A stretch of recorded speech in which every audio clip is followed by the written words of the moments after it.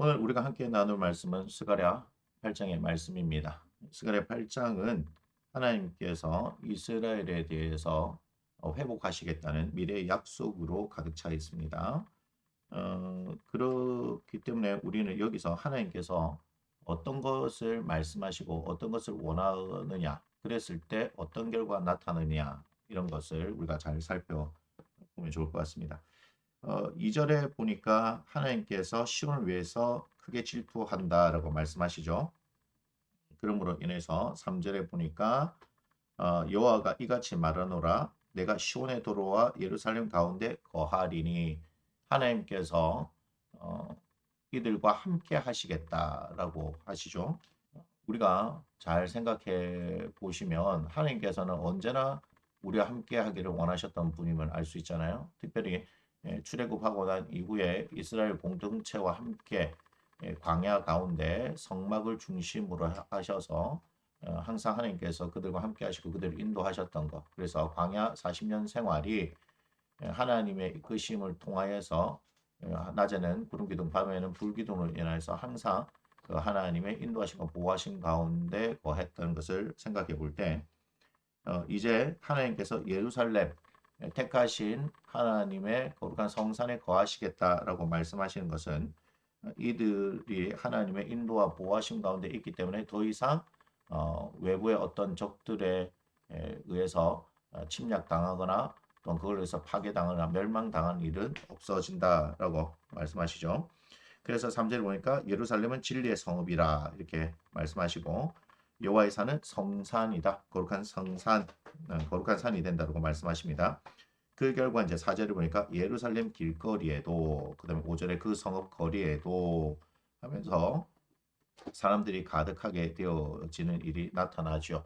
근데 이 일이 6절에 보니까 이 일이 그날에 남은 백성의 눈에는 기이하려니와 그렇죠. 일어날 수 없는 일이잖아요. 하지만 그 뒤에 내 눈에야 어찌 기이하겠느냐. 하나님께는 너무나 당연한 일이라고 말씀을 하고 있습니다. 그러면서 이제 8절에 보니까 그들은 내 백성이 되고 나는 진리와 공의로 그들의 하나님이 되리라 이렇게 얘기하는데 그게 7절이죠. 내가 내 백성을 해가 뜨는 땅과 해가 지는 땅에서부터 구원하여 내고 인도하여다가 즉 하나님께서 흩어져 있는 당신의 백성들을 이끌어 오시겠다라고 말씀합니다. 여러분 아주 중요한 거죠. 예루살렘 성에 하나님께서 거하시면 그 가운데 하나님께서 함께 하심으로 인해서 많은 사람들이 그 가운데 넘쳐납니다.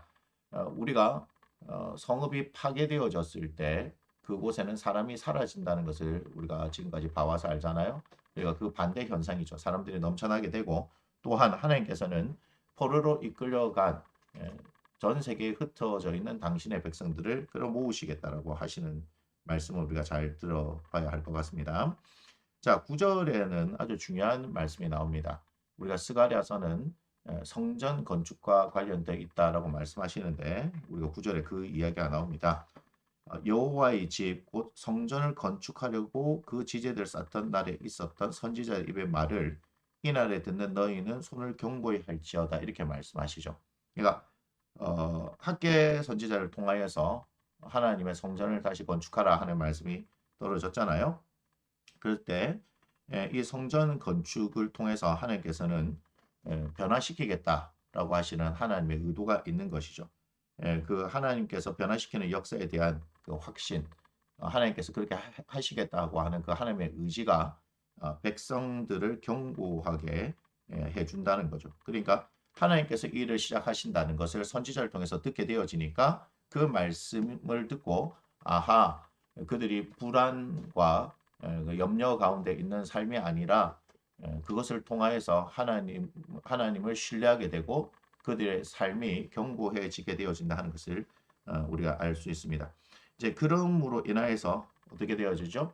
하나님께서 학개서를 통해서 말씀해 주셨지만 하나님의 성전이 건축되어지고 하나님께서 원하시는 일들을 집중하게 되어졌을 때 그들의 삶에 복이 임하였던 것처럼 13절을 보니까 이제는 내가 너희를 구원하여 너희가 복이 되게 하리니 두려워할지 말지니라 손을 견고히 할지니라 이렇게 말씀하십니다. 그렇지 않습니까? 성전 재건을 통해서 백성들을 향한 하나님의 태도가 변화되어졌다는 거죠. 이게 무슨 말이냐면 성전 재건에 힘쓰지 않았을 때는 이들이 하는 일들마다 잘 되지 않았어요. 소위 말해서 복을 받지 못한 상태였는데 이들이 성전 재건에 힘쓰게 되어지는 그 상황을 통해서 하나님께서 백성들을 향한 태도를 변화시키겠다. 그것이 12절과 13절에 이제 나타나고 있는 내용들입니다. 자, 그 다음에 14절에 보니까 조상들은 하나님을 화나게 했죠. 그들이 회개하지 않았습니다. 하지만 15절에 이제 내가 다시 예루살렘과 유다 족속에 은혜 베풀기를 뜻하였다. 하나님께서는 이제는 이 성전 건축과 관련돼서 이들이 순종함을 통하여서 하나님께서 이들에게 복을 베푸기로 은혜를 베풀기로 작정하였으니까 너희는 더 이상 두려워하지 말라 이렇게 말씀합니다. 그러면서 16절과 17절에 하나님께서 원하시는 일들을 행하라 이렇게 말씀하고 있습니다. 자, 18절 이후에 보면은 이제 금식에 대한 이야기가 나오는데 금식은 사실 이제 긍정적인 의미보다 부정적인 의미가 여기서는 강하게 나타납니다. 우리가 앞에서는 5월과 7월 금식에 대해서 나왔는데 여기 보니까 4월 금식도 있고 10월 금식도 있네요. 자, 4월 금식은 뭐냐면 예루살렘 성의 성벽이 파괴되어진 날이 4월 달이 4월 달입니다. 그래서 금식을 한 거고 5월 달을 말씀드렸죠. 성이 이제 파괴되어지는 성이 함락된 달이 5월이고요. 일곱째 달은 유다 총독으로 있었던 그 다리가 암살된 달이고요.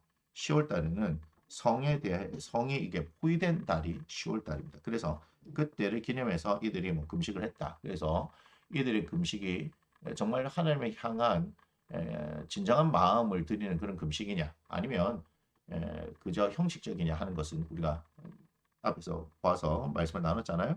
근데 아무튼 그 금식을 하나님께서는 19절에 변하여 이렇게 하죠.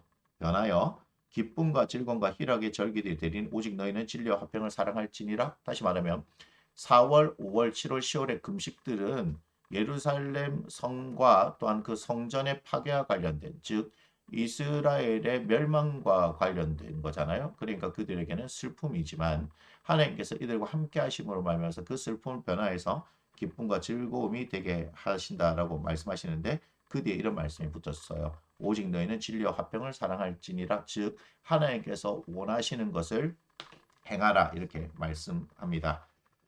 자, 그다음 20절부터 이제 23절을 보면 이 예루살렘에 사람들이 가득한데 이방인들도 같이 오게 되어진다 하는 그런 이야기가 나옵니다. 특별히 22절 보니까 많은 백성과 강대한 나라들이 예루살렘으로 와서 만군의 여호와를 찾고 여호와께 은혜를 구하리라. 그러니까 예루살렘에 사람들이 많은데 이것이 이스라엘 사람들로 인해서 넘쳐날 뿐만 아니고 이방에서부터 이렇게 모여드는 걸 상징하고 있습니다.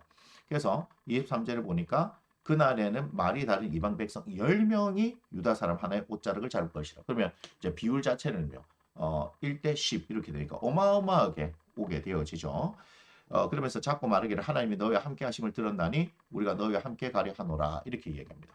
하나님께서 이들과 함께 하신 걸 들었어요. 무엇을 통해서요? 바벨론에서부터 하나님께서 이끌어내신 이 일 때문에. 이런 일들은 사실은 없었거든요.